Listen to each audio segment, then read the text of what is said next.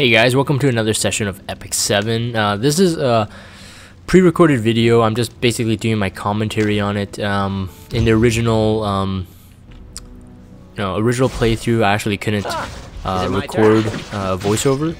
So this is a running commentary. This floor was actually one of the most difficult ones that I faced. It's basically Armin, and you know, everyone has different gear and different units they focused on. And for this one, it was very difficult for me because I didn't have like a couple of the most, I would say the most important heroes that would help in this fight. And one being, I think Falcon O'Cleary would be one of them. And because she can cleanse, or rather dispel, provoke, and also armor break. So I actually missed out on this one.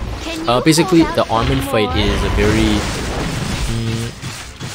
well, most Abyss floors are DPS races to some degree, but for the Armin fight, basically her adds right on at the beginning, they have like RNG, like they could be like either, you know, they have their cooldowns reduced by 1 to 3, I believe, and so basically they can, if you roll bad RNG, they can use their ultimate earlier on, which actually does a ton of damage. I tried a ton of team compositions before this run, one being like with like 2 healers, 1 solo DPS, and even with Crow, with Aureus like tanking all the damage.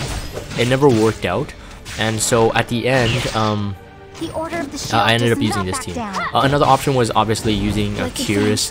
Curious, if you build her with some you know, some speed, effectiveness, everyone knows that she can do poison, and it's 5% HP, enemy HP over time, and you can stack poisons if you build her fast enough or have CR boosters.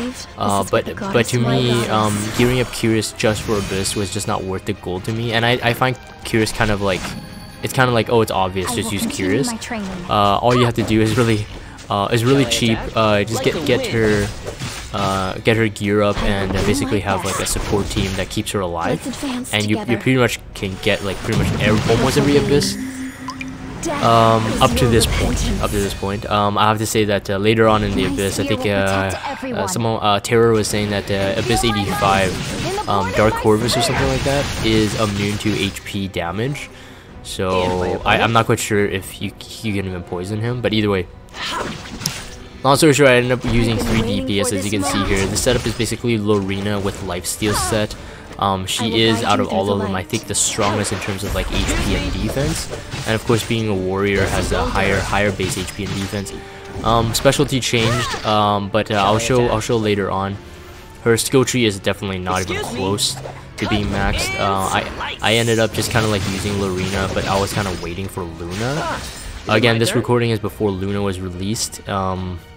Arguably, you really wouldn't use Luna on this one either. But yeah. So another thing is that Armin is really annoying. She can blind your full team. She can cast barriers, and the barriers are really good. Like, they have a ton of HP behind the barriers. And the thing is, like, even before, my strategy was to burst down her wave 2 ads. Even though I can burst down like maybe 1 of them, 2 of them were enough to kill like all of my team. I think there was status ailments or something as well in their ultimate. But again, it takes a bit of RNG for this run. Basically, I ran a couple times with this exact team for this victory here to actually happen, because again, like I said, wave 2, the ads, I guess they call them sorcerers, their cooldown skill has an RNG aspect to them, as in it fills a certain amount, and this one was a lucky run, and that's how I actually got this one. As you can see, I'm only using Diene here. Of course, Diene is OP. I'm not gonna be, you know, shy of using my Diene. I got her. I'm gonna use her. She's awesome. You can see the sorcerers there. 2 of them have like one of their cooldowns reduced, right? So I got lucky. Sometimes it can be 2. So by the next turn, 2 turns, they will be able to use their ultimate. And once that spams, it's really annoying. So if you have someone that can stun, someone that can provoke, it can help, because if you if you prevent them from using the ultimate altogether, you might be able to survive and out-heal them. But again, I went with Angelica, Diene, and Growl before, and they couldn't out-heal it. It's really annoying. So again, two defense breakers. Bellona, of course, is also overpowered for Abyss with the HP damage. But you know, Bellona with breaks and with attack buffs up, she'll be able to do a ton of damage to bosses. As you can see there, that's 12,000 right there. That's without a break, and the breaks, of course, I think it doubles the damage. So having Sid there is really good too, because he has a speed buff up all the time. He's relatively fast compared to the rest of my heroes. So he's basically lapping around, just doing what he does best, breaking armor, and then leaving an attack open for like someone like my Bellona. I chose to use Crom Cruise for this one, just because I wanted to get more S3s down, because like I said, the way I'm doing it is DPS them down before the sorcerers get to even use the ultimate. So I'm not disabling the sorcerers, I'm only just trying to kill Armin as fast as possible. I got some unlucky procs there on the critical hit right there. But like Sid's S3 when soul burnt is really good, and of course if you know Sid, he's one of the best, one of the best damage dealers. He's very squishy though, but he's one of the most, I would say, like most effective damage dealers in the game. He has similar mods to Luna, and even some mods are actually comparable to Luna. So other than that, he has like low base attack, and he doesn't have like Luna's attack passive. Sid would be like just as strong, and arguably does more damage over time, because he can have Dust Devil, he can have RNL, depending how you build him. Is it time for magic? But he's gonna see I can almost complete this, and like I said, I ran this so many times that by the end of this, I was shocked to actually beat it. But you can see the sorcerers are about to use their ultimate there. So yeah, those barriers, I think they happen almost every turn after their HP is under a certain amount, if I remember correctly. But you saw Armin when she casted a barrier for everyone. It was under, I think, if her health was under 75%, she jumps in front of the line. She skips like the regular rotation. She would just jump in front and cast the barrier, which is really annoying. So anyone's HP under 75%, either you have to one-shot those sorcerers from 75%, like before 75%, and nuke them. Otherwise, she'll jump in front and use a barrier. And once the barrier is up, like I said, with two sorcerers using the ultimate, it was enough to wipe my entire team out, even though they're fire and I had almost a full water team. So anyways, that was a 71. Very exciting for me to do that DPS race. I just can't believe I actually did it at that time.